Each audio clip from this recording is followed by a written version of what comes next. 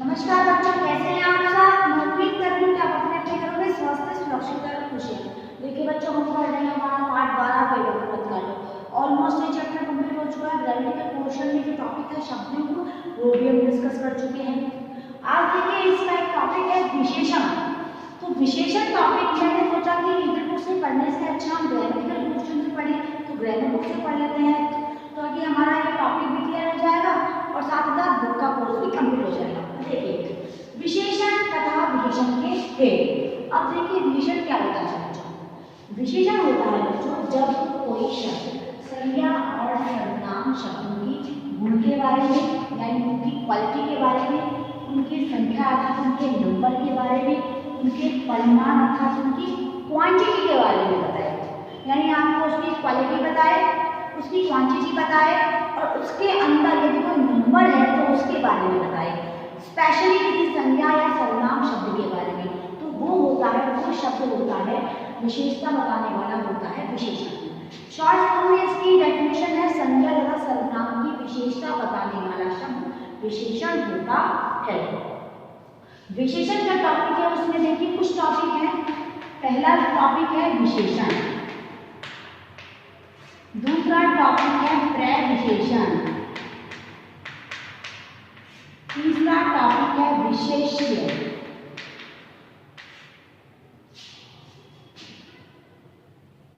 समझ रहे हैं आप। पहला टॉपिक है विशेषण, फिर प्रविशेषण और फिर विशेष्य। इसके अलावा भी कुछ अवस्थाएं भी होती हैं विशेषण की, उत्तरावस्था, उत्तमावस्था और मूलावस्था।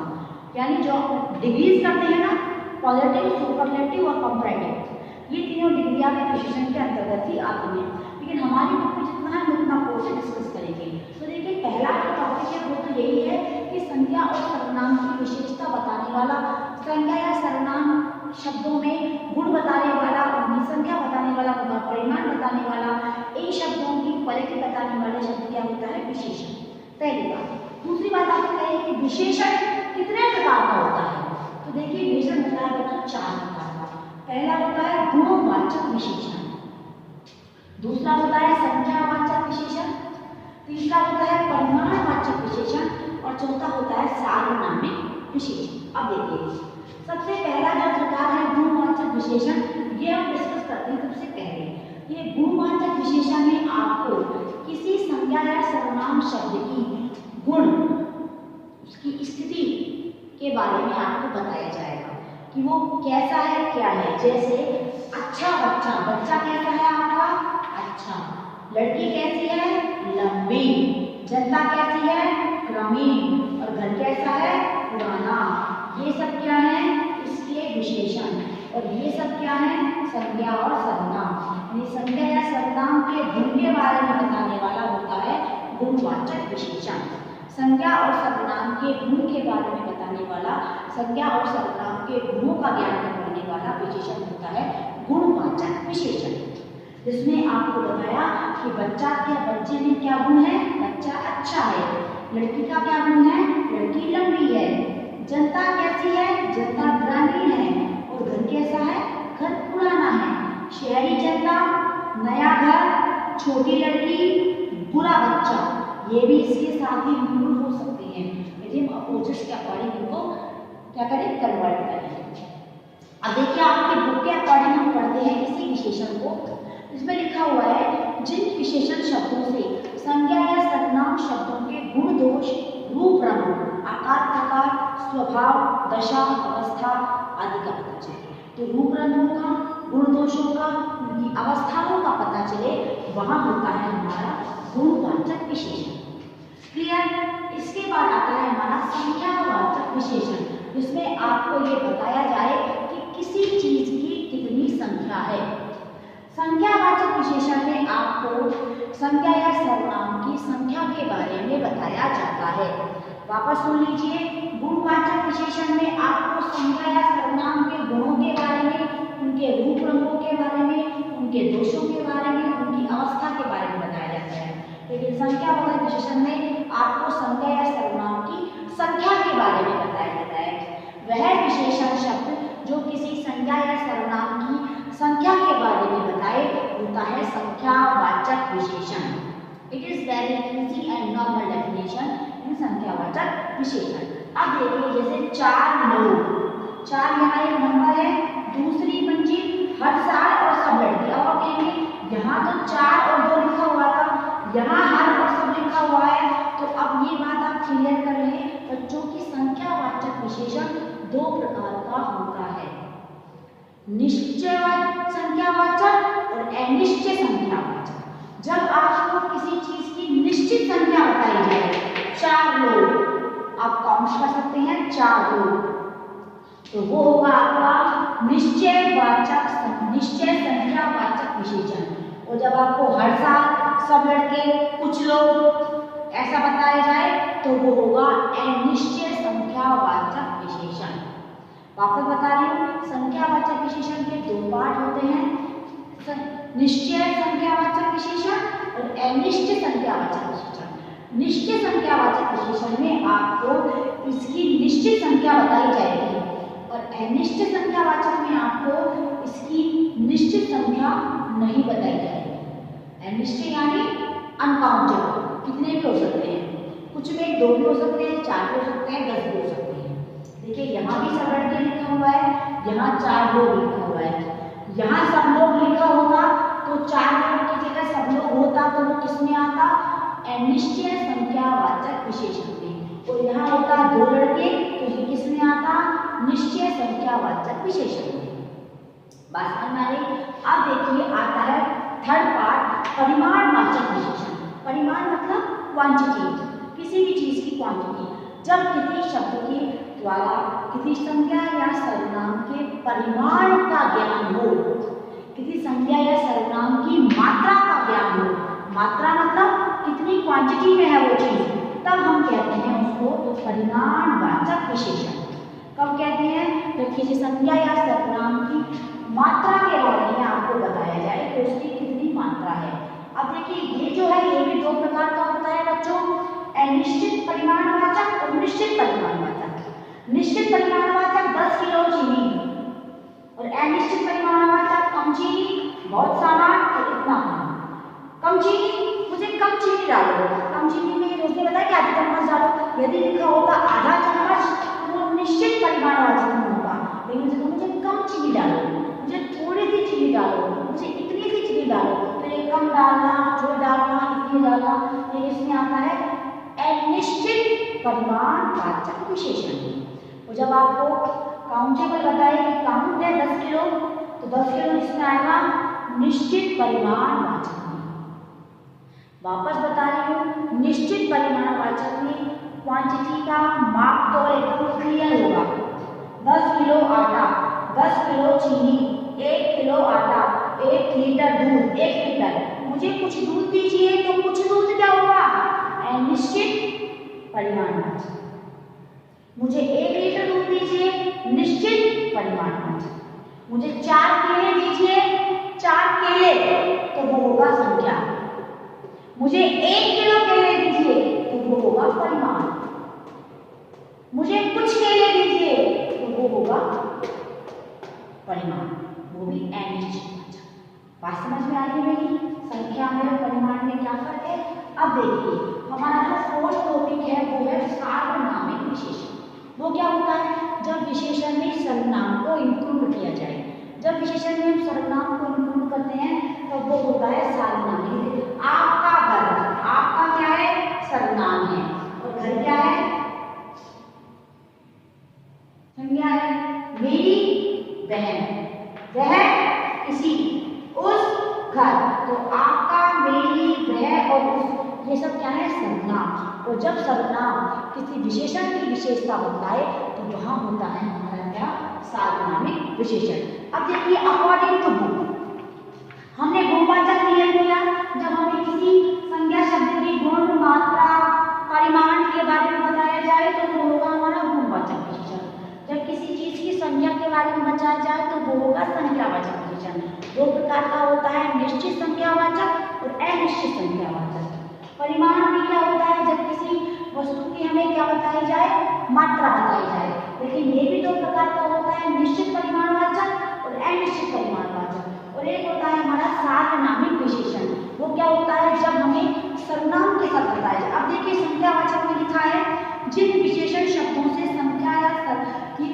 संख्या का पता चलता हो। अब संख्या का पता चलता हो तो साफ साफ लिखा हुआ है कि संख्या का पता चलेगा तो वो होगा क्या, संख्यावाचक विशेषण। लेकिन दो प्रकार का होता है, निश्चित और अनिश्चित, इस बात का ध्यान रखिए। उसी प्रकार परिमाण में क्या होता है, परिमाण में संज्ञा शब्दों की मात्रा के बारे में बताया जाता है। मात्रा यानी क्वांटिटी के बारे में। मैंने आपको बताया कि मात्रा की दो प्रकार की होती है, निश्चित परिमाणवाचक और अनिश्चित परिमाणवाचक। आपकी बुक में सब कुछ दिया गया है, आप इसे ध्यान से देखेंगे पढ़ेंगे तो आपको हर चीज समझ में आएगा। वैसे मैं इसका PDF और इसका जो वीडियो होगा उसके अलावा जो वीडियो होगा वो सब आपको सेंड करूंगी। अब देखिए सर्वनाम में क्या होता है, जब सर्वनाम शब्द किसी संज्ञा की विशेषता बताए। जब सर्वनाम शब्द, घर किसका है, आपका, बहन किसकी है, मेरी, वह किस कौन किसी की बात, और घर में क्या है, उस घर में। तो जब सर्वनाम किसी संज्ञा की विशेषता बताए तो वहां होता है सार्वनामिक विशेषण। अब देखिए इन सब चीजों के बाद हमारा जो टॉपिक है वो है हमारा प्रविशेषण। प्रविशेषण क्या होता है बच्चों, विशेषण की विशेषता बताने वाला शब्द। विशेषण की विशेषता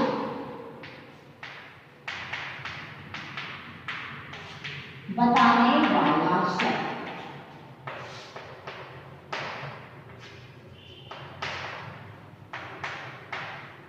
क्या होता है, प्रविशेषण।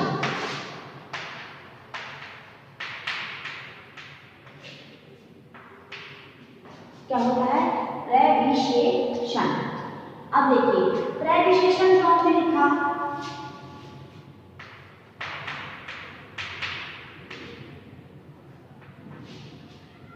जैसे ये देखिए, अच्छा बच्चा, बहुत अच्छा बच्चा, बहुत लंबी लड़की, बहुत ग्रामीण जनता, बहुत पुराना घर, कुछ पुराना घर। तो ये सब क्या है, विशेषण की विशेषता बताए वो होता है प्रविशेषण। देखिए जिस इसमें डेफिनेशन नहीं है फिर भी बता देती हूँ कि विशेषणों की विशेषता बताने वाले शब्द प्रविशेषण कहलाते हैं। मैंने आपको बता दिया है, जैसे वह ईमान, देखिए वह बेईमान इंसान है, वह बहुत बेईमान इंसान है, तो बहुत क्या हुआ, प्रविशेषण। थोड़ा सा कच्चा दूध मिलेगा, कच्चा दूध मिलेगा, थोड़ा सा कच्चा दूध मिलेगा, तो ये क्या हुआ, प्रविशेषण। अब देखिए विशेषण से, संज्ञा से विशेषण बनाना, सर्वनाम से बनाना, क्रिया से बनाना और अव्यय से बनाना, ये जो चीजें हैं ये हम डिस्कस करते हैं हमारे क्लास के अंदर। जब हम गूगल मीट करते हैं उसमें डिस्कस करेंगे। हमने यहाँ पर कुछ टॉपिक्स हैं उनको वापस रिवाइज कर लेते हैं। जो शब्द संज्ञा या सर्वनाम की विशेषता बताते हैं वे विशेषण कहलाते हैं। ये बात क्लियर हुई। विशेषण चार प्रकार के होते हैं, गुणवाचक, संख्यावाचक, परिमाणवाचक और सार्वनामिक। ये सब हो गया है आपका। इसके बाद बताया गुणवाचक क्या होता है, जब किसी व्यक्ति के गुण और अवस्था के बारे में बताया जाए वो होता है गुणवाचक विशेषण। जब किसी विषय में किसी संज्ञा या सर्वनाम शब्द की संख्या के बारे में बताया जाए तो वो होता है संख्यावाचक। निश्चित संख्या के बारे में तो निश्चित संख्यावाचक, अनिश्चित संख्या के बारे में तो अनिश्चित संख्यावाचक। इसके बाद आता है परिमाणवाचक। परिमाणवाचक होता है बच्चों जब किसी संज्ञा या सर्वनाम शब्द की मात्रा के बारे में बताया जाए। यदि वो निश्चित मात्रा है तो निश्चित परिमाणवाचक, यदि वो अनिश्चित मात्रा है तो अनिश्चित परिमाणवाचक। इन दोनों के ये दो पार्ट होते हैं। सार्वनामिक में जब सर्वनाम किसी संज्ञा शब्द की विशेषता बताए तो वो होता है सार्वनामिक। जब सर्वनाम ही किसी संज्ञा शब्द की विशेषता बताए तो वो होगा सार्वनामिक विशेषण। इसके बाद आता है विशेषण। विशेषण की विशेषता बताने वाला रहता है संज्ञा या सर्वनाम शब्द। और ये क्या होता है, प्रविशेषण। ये होता है बच्चों विशेषण की विशेषता बताने वाला शब्द।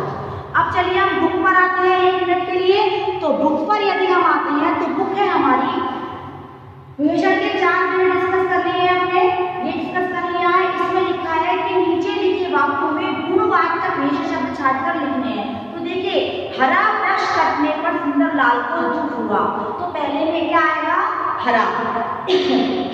बाग में सुंदर फूल खिले हैं तो नेक्स्ट में क्या आएगा, सुंदर। बाग में कैसे फूल खिले हैं, सुंदर। आम मीठा होता है, आम कैसा होता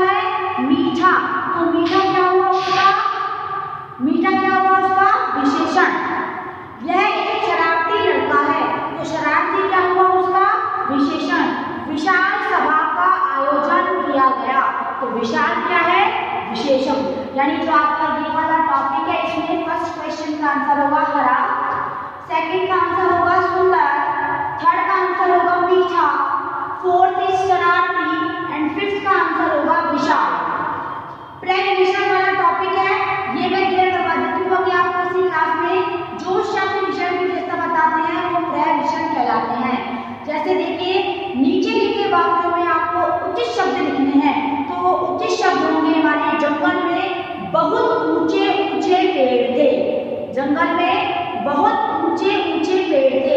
हिमालय अत्यंत ऊंचा पर्वत है। हिमालय अत्यंत ऊंचा पर्वत है। सुंदरलाल के घर के पास बहुत सुंदर बगीचा था। सुंदरलाल की वाणी बहुत प्रभावशाली थी। सुंदरलाल बचपन से ही बहुत होशियार बालक था। आप इन तीनों में बहुत लिखे। हिमालय बहुत ऊंचा पर्वत है, यह हिमालय अत्यंत ऊंचा पर्वत है। और जंगल में कैसे पेड़ हैं? जंगल में विशाल ऊंचे ऊंचे पेड़ हैं। जंगल में बहुत ऊंचे ऊंचे पेड़ हैं। तो आप जिस टॉपिक को चाहें उससे लिख लें। क्वेश्चन नंबर 4 और क्वेश्चन नंबर 4 का जो है वो भी डिस्कस कर लेते हैं अभी। देखिए समानार्थी पेड़ का मैच का फॉलोइंग होगा। वृक्ष, आकाश का, गगन, मंडली का, समूह, महत्व का, उपयोगिता और आकार का होता है सूखा। अब देखिए पृथ्वी के चारों ओर फैली हवा वो होती है हमारी पर्यावरण। पृथ्वी के चारों ओर फैली हवा क्या होती है? पर्यावरण। भाषण देने वाला क्या होता है बच्चों? वक्ता। वक्ता अर्थात ये वक्ता, वक्ता अर्थात बोलने वाला। जो आंखों के सामने हो उसे कहते हैं हम समक्ष या प्रत्यक्ष, दोनों कहते हैं। ठीक है। 4th है जिसका होना संभव न हो वो होता है असंभव। क्या होता है? असंभव। और नेक्स्ट है जिसकी कोई तुलना न हो वो होता है अतुलनीय। जिसकी कोई तुलना न हो वो कैसा होता है बच्चों? अतुलनीय। वापस बता रही हूँ, पृथ्वी के चारों ओर फैली हवा पर्यावरण, भाषण देने वाला वक्ता, लिखा हुआ है मैंने, जो आंखों के सामने हो समक्ष या प्रत्यक्ष, जिसका होना संभव न हो असंभव, और जिसकी कोई तुलना ना हो अतुलनीय। तो इसके साथ ही हमारा एक चैप्टर कंप्लीट हुआ। एपटिक काव्यांश जो है वो हम किसी भी दिन पढ़ लेंगे। तो इसके बाद हमारा नेक्स्ट चैप्टर स्टार्ट करेंगे